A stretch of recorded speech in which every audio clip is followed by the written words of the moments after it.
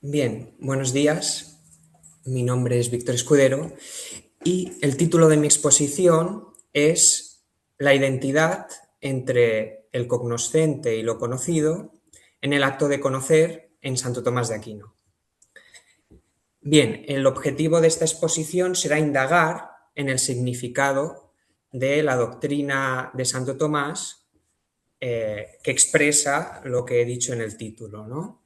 Según la cual, pues el acto de conocer, en dicho acto, el cognoscente y lo conocido, se identifican o son uno.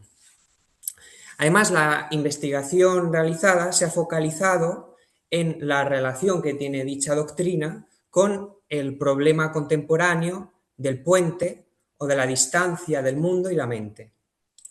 Entonces, se intentará mostrar en qué medida, en la metafísica del conocimiento del Akinate, dicho problema queda resuelto. La exposición seguirá 4 partes. Primero, presentaré el problema del puente y explicaré por qué debe ser formulado con cuidado cuando se aplica a Santo Tomás. Segundo, expondré los textos principales de Santo Tomás que permiten entender la fórmula de la identidad.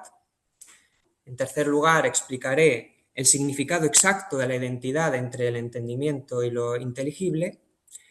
Y por último, concluiré que la doctrina tomista de la identidad contiene una concepción realista del conocimiento que desactiva la idea de una separación originaria entre mundo y representaciones mentales. Bien, pasemos pues a la primera de las partes, donde introduzco el problema entre el puente entre el mundo y la mente. Dicho problema debe formularse podemos formularlo en forma de pregunta. Si lo que aparece inmediatamente en mi mente son conceptos, especies, imágenes o representaciones, ¿cómo sé que éstas alcanzan la realidad exterior? ¿Cómo paso de lo que está dentro de la mente hacia lo que existe fuera de ella? Esta pregunta es propia de una problemática moderna, en la que el sujeto aparece como encerrado en sus propios contenidos mentales y después se pregunta si estos contenidos corresponden o no a una realidad exterior. En este marco, la representación mental parece ser el primer objeto conocido. Y la cosa externa, en cambio, sería conocida solo indirectamente, por medio de una inferencia o de una correspondencia con dichos contenidos mentales. Santo Tomás no plantea así el problema. Para él, el punto de partida no es una mente cerrada sobre sí misma, sino el hecho mismo del conocimiento. El hecho de que hay entes que conocen. Y conocer significa que una cosa puede estar en otra, no materialmente, sino formal e intencionalmente. Por eso el problema no es inicialmente cómo salir de la mente, sino cómo es posible que la forma de una cosa esté en otra sin que esta otra deje de ser ella misma.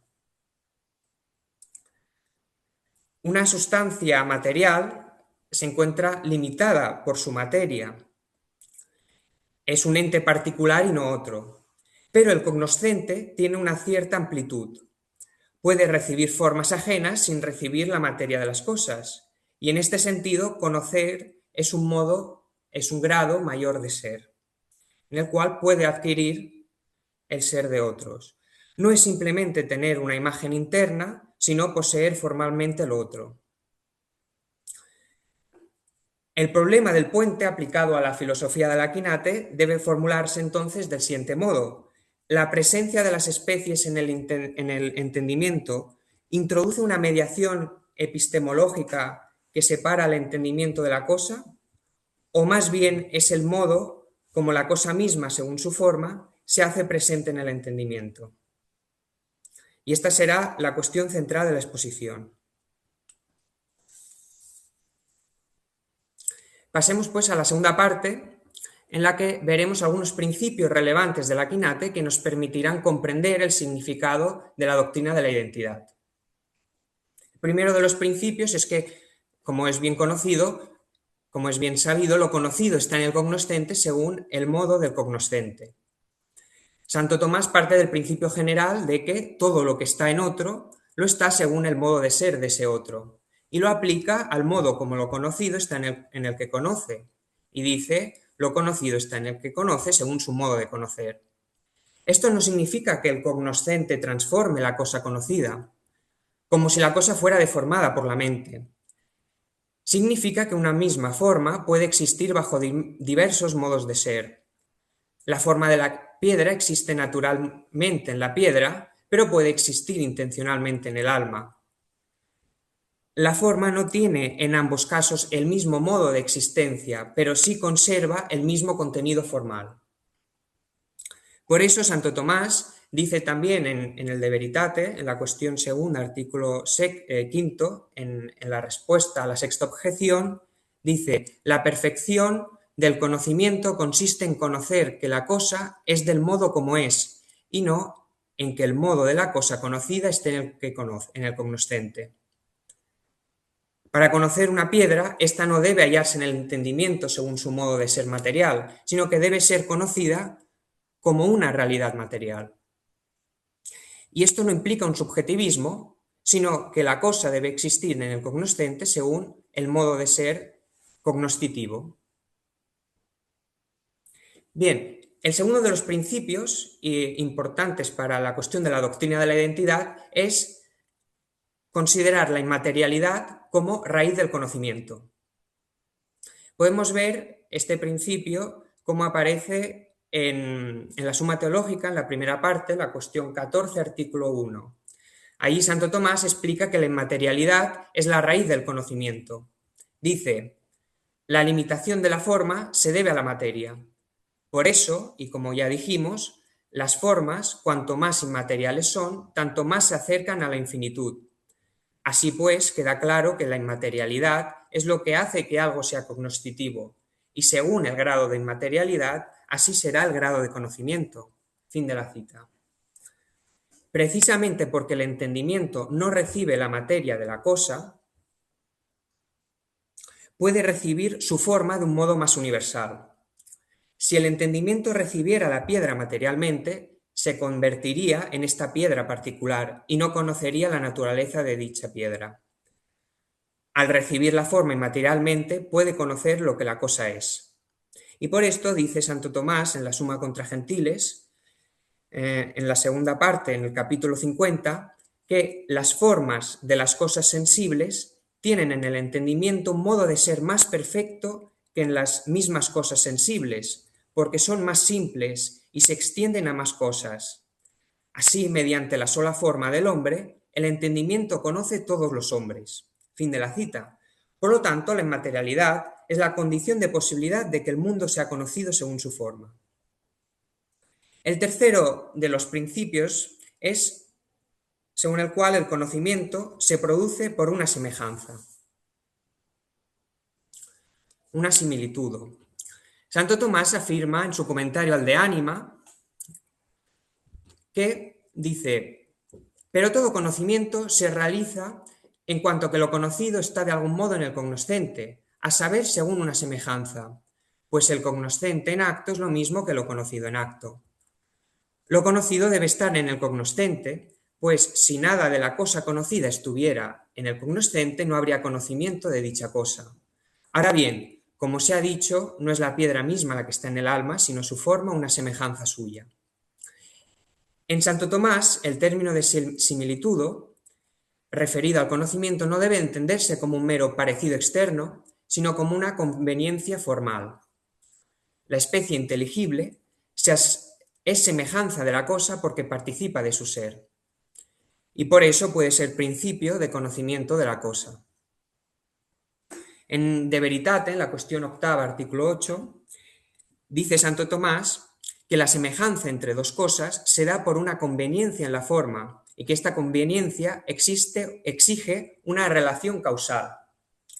Y explica que dicha relación, o bien una cosa causa la otra, o bien dos cosas proceden por una causa común. En el conocimiento humano de las cosas materiales, la forma de la cosa causa a través de las facultades sensibles, por mediación de los fantasmas y del intelecto agente, la especie inteligible en el entendimiento posible. y el hecho de que la relación causal entre el objeto entendido y el entendimiento asegure una conveniencia en la forma, deriva de la visión de Santo Tomás sobre la realidad, en la que existe una armonía a nivel metafísico y epistemológico entre el ser humano y el mundo. Desde el punto de vista objetivo, existe una adecuación natural de las cosas al entendimiento. Dice Santo Tomás sobre esto en el De Veritate, la cuestión primera, artículo 8, las cosas están ordenadas por naturaleza a causar una verdadera aprehensión de sí mismas en el entendimiento humano, que es medido por las cosas, como dice Aristóteles en su Metafísica. Ahora bien, la cosa existente fuera del alma imita el arte del entendimiento divino por su forma, y por su forma es también capaz de causar en nuestro entendimiento una verdadera aprehensión de sí misma. Fin de la cita. Desde el punto de vista subjetivo, algunas de las facultades humanas, como el sentido, la ciencia y el entendimiento de los principios, en tanto que no tengan ninguna afectación natural, captan sus objetos con verdad, es decir, se adecúan a la realidad tal y como es. Y sobre esto dice Santo Tomás, en el De Veritate, en la cuestión segunda, artículo 12, en nosotros existen algunas potencias y hábitos cognoscitivos en los que nunca puede existir falsedad, como por ejemplo el sentido, la ciencia y el entendimiento de los principios. Hay en cambio otras en las que puede haber falsedad, como la imaginación, la opinión y la estimación. La falsedad se produce en algún conocimiento porque se aprehende una cosa de modo diverso a como es en la realidad. Por eso, si alguna potencia cognoscitiva es tal que en ella no hay nunca falsedad, es preciso que su objeto cognoscible no falle nunca respecto de lo que el conocimiento aprende de él. Y fin de la cita.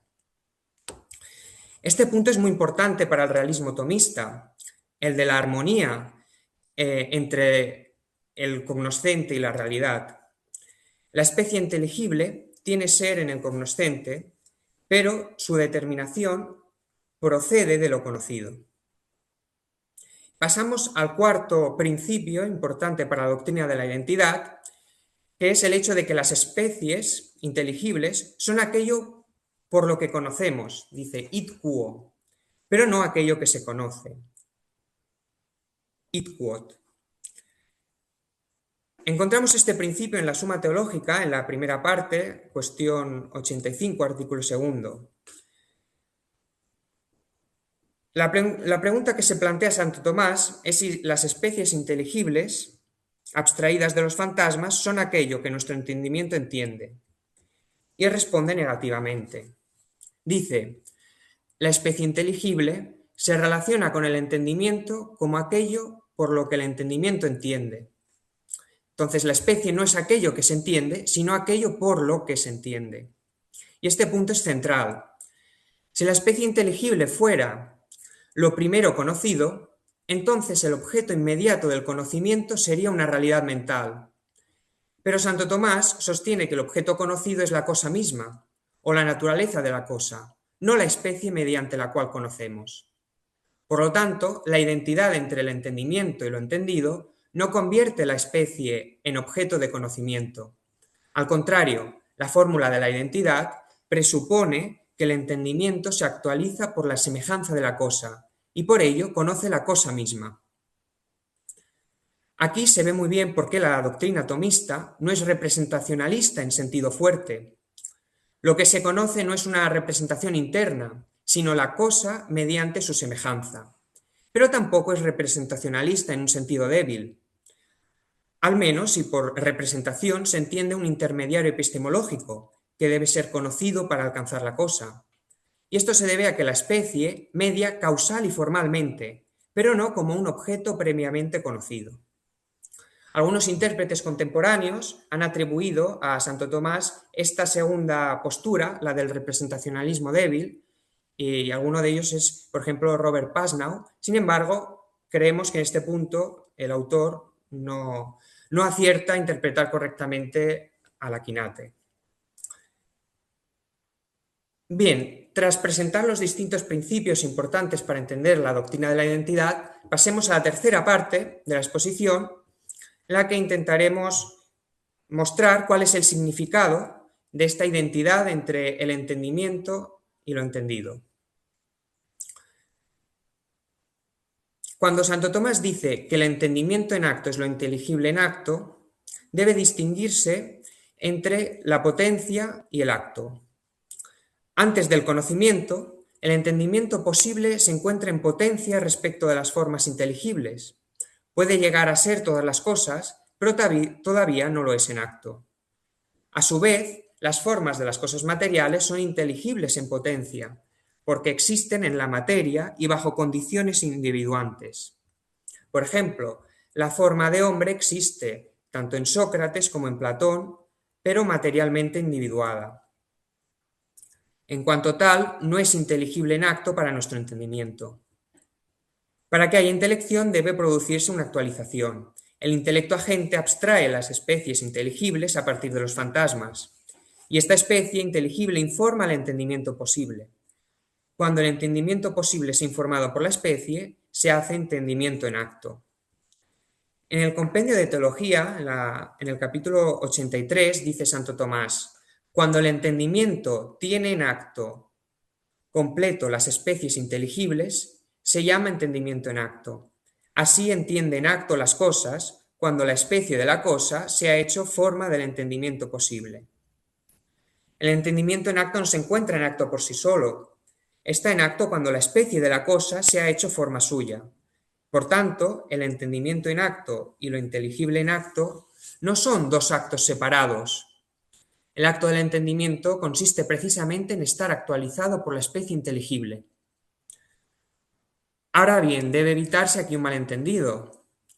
La identidad no se da entre el sujeto humano que conoce, considerado en su acto primero, y la cosa conocida en su acto primero.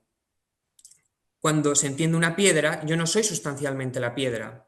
Tampoco la piedra adquiere un nuevo accidente real por ser entendida por mí. Lo que se da es una identidad entre el entendimiento en acto y lo inteligible en acto. La forma inteligible de la piedra está en mi entendimiento, no por ser natural, sino con ser intencional, y por eso el entendimiento puede decirse piedra, pero solo en cuanto conoce la piedra, en cuanto es una perfección de un acto segundo. La identidad es, por tanto, formal y no material, intencional y no natural, actual y no potencial. Lo que en la cosa material es inteligible en potencia se hace inteligible en acto en el entendimiento. Y el entendimiento, que antes era potencia respecto de esa forma, se hace entendimiento en acto por dicha forma. Nótese que en esta explicación permite mantener dos tesis a la vez. Primera, que el conocimiento es realmente del objeto. La forma por la que entiende procede de la cosa y es semejanza formal de dicha cosa. No conoce un contenido subjetivo aislado. Y segunda, que el objeto no existe en mí del mismo modo que existe fuera de mí. La cosa existe fuera de mí naturalmente, en mí existe intencionalmente por su semejanza. Y esto es justamente lo que evita tanto el realismo ingenuo como el representacionalismo. La postura de Santo Tomás no es la de un realismo ingenuo, porque no afirma que la cosa material esté en el alma tal y como existe fuera, como afirmaron los filósofos de la naturaleza, a los que también Aristóteles critica en el De Anima. Pero tampoco la postura de Aquinate es la del representacionalismo, porque no afirma que el entendimiento conozca primero una representación y solo después la cosa. La mente no debe salir desde una representación interna hacia una cosa externa, porque el acto mismo de conocer consiste en la presencia formal de la cosa en la mente. La distancia no se salva mediante una inferencia, sino mediante la comunicación de la forma. Tras haber intentado presentar el sentido de la doctrina o de la fórmula de la identidad en Santo Tomás, llegamos así a la cuarta parte, donde damos respuesta a la pregunta si la fórmula de la identidad permite justificar la superación del problema del puente entre la mente y el mundo. Pero dicha respuesta deberá ser matizada. Si por problema del puente entre el mundo y la mente se entiende el problema moderno de cómo un sujeto encerrado en sus representaciones puede demostrar la existencia de un mundo exterior, entonces Santo Tomás no resuelve directamente este problema. No lo resuelve directamente porque no parte de sus presupuestos. El conocimiento humano no comienza para él con la aprehensión de contenidos internos, sino con la apertura del sentido y del entendimiento de las cosas. La apertura del sentido del entendimiento a las cosas. Es un problema que dentro de la propia filosofía tomista ya queda disuelto y no queda planteado. No es un problema que aparezca en la metafísica del conocimiento de la Quinate. Pero si por problema del puente entendemos la cuestión de cómo lo extramental puede estar presente en la mente, entonces Santo Tomás sí ofrece una respuesta clara. Lo extramental está presente en la mente no materialmente, sino formalmente. Como se ha dicho, no según su modo natural, sino según su ser intencional. Como una forma que actualiza una potencia cognoscitiva. La doctrina tomista presupone entonces varias tesis realistas, que paso a enunciar. Primero, la realidad material posee formas inteligibles, aunque ellas sean inteligibles solamente en potencia. Segunda, el ser humano posee una potencia intelectual capaz de recibir esas formas de modo inmaterial. Tercera, el proceso cognoscitivo, cuando funciona correctamente, no produce una representación arbitraria, sino una semejanza formal fundada causalmente en la cosa. Cuarta, las especies no son el objeto conocido, sino el principio por el que se conoce el objeto.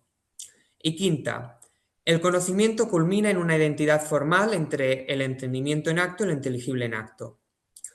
Por tanto, la doctrina de la identidad no es por sí sola una demostración contra el problema del puente o del escepticismo. Si alguien niega todos los presupuestos metafísicos de Santo Tomás, la fórmula no le obligará inmediatamente a aceptar el realismo. Pero dentro de la metafísica tomista, la fórmula expresa condensadamente por qué el conocimiento es realista. Porque lo que está en el entendimiento no es una copia separada de la cosa, sino la forma de la cosa existiendo intencionalmente.